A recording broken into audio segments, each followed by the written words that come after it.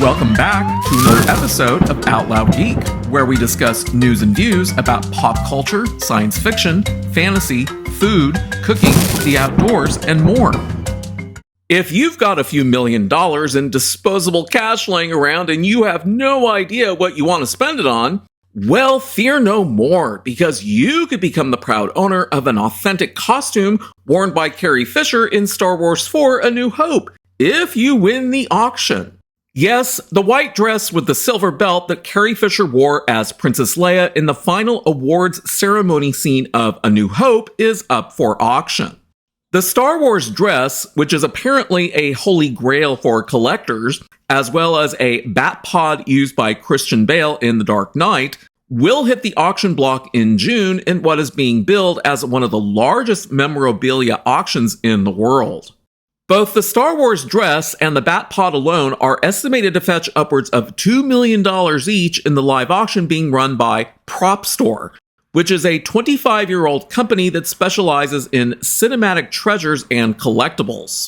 Over 1,400 items will be sold over 3 days, from June 28th to June 30th in Los Angeles. The first day will feature in-room bidding open to the public at the Peterson Automotive Museum. Online and telephone bids can be placed across the whole event. So you've got one whole month to save up your pennies. Nothing the auction is offering is likely to be as iconic and coveted as the Princess Leia ceremonial dress, which was screen matched to determine its authenticity. Designed by costume designer John Mallow, who earned an Oscar for his work on Star Wars, this was the gown used by Carrie Fisher for the film's final scene, where Leia bestows Luke Skywalker and Han Solo with their medals. Adding to the aura of the auction item, this is believed to be the only Leia costume known to still exist from the original film.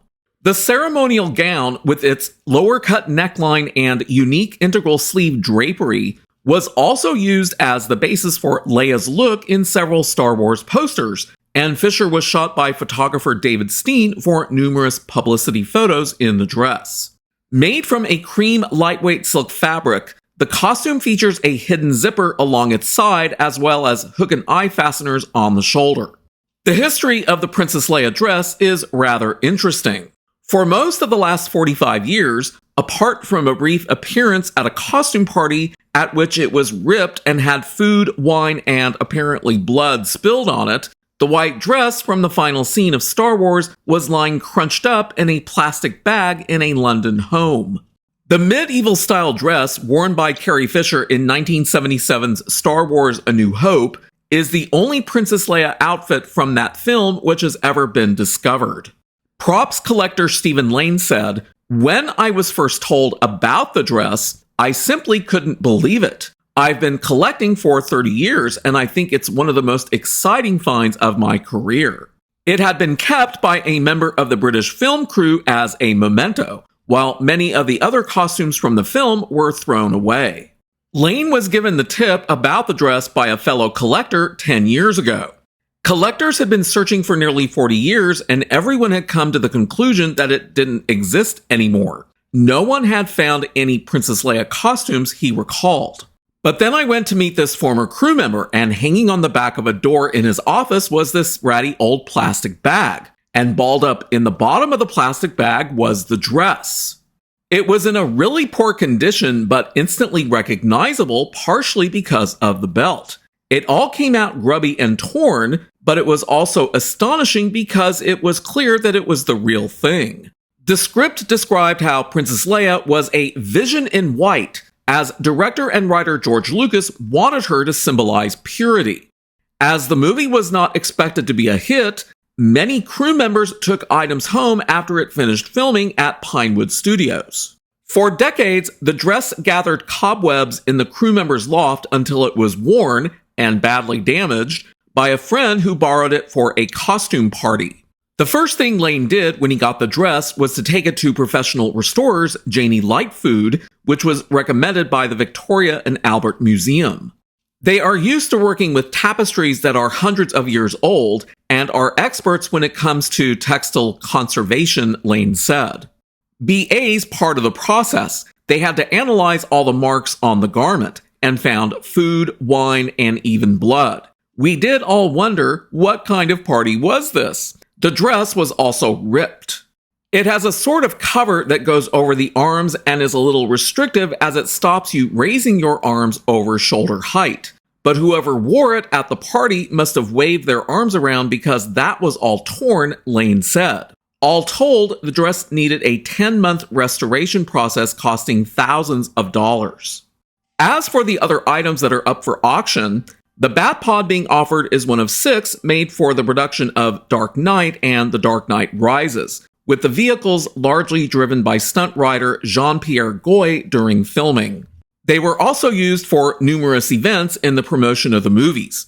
The one up for auction spent the last several years stored in the Peterson Automotive Museum in Los Angeles and was featured prominently in the Hollywood Dream Machines exhibit from 2019 and in the museum's private vault for VIP tours. Among the highlights are a custom-made chassis with 31-inch Hoosier racing tires and a Honda 750 engine, as well as 2 plastic, resin, and fiberglass cannon barrels secured to the front of the vehicle. But the prop vehicle isn't drivable. It's being sold in a non-functional rolling-only condition with the battery, fuel tank, and throttle controls having been removed. But it does come supplied with a metal support stand for display purposes. The Star-Lord helmet from the 2014 Guardians of the Galaxy movie is expected to fetch anywhere in the $100,000 to $200,000 range. The spider head thing from John Carpenter's The Thing movie could go for upwards of $200,000. I would totally pass on that, as well as the creepy clown doll from the 1982 movie The Poltergeist, which could go for $200,000 to $400,000. Some of the other items include the sinking coat that Kate Winslet wore in Titanic, one of Harrison Ford's costumes from Blade Runner, and Harry Potter's distressed costume with glasses worn by Daniel Radcliffe in 2002's Harry Potter and the Chamber of Secrets. If you've got the money, any of these could be yours. Thanks for watching today, and a huge thanks to everyone who has subscribed to our channel. We appreciate your support. If you enjoyed this video, please press the like button, and please feel free to share a comment. If you'd like to see more of our videos in the future and help support this channel, please press the red subscribe button, and please press the bell to receive notifications for new content. You can also find us on Facebook and Twitter by clicking on the links in the description. Until next time, this is Out Loud Geek.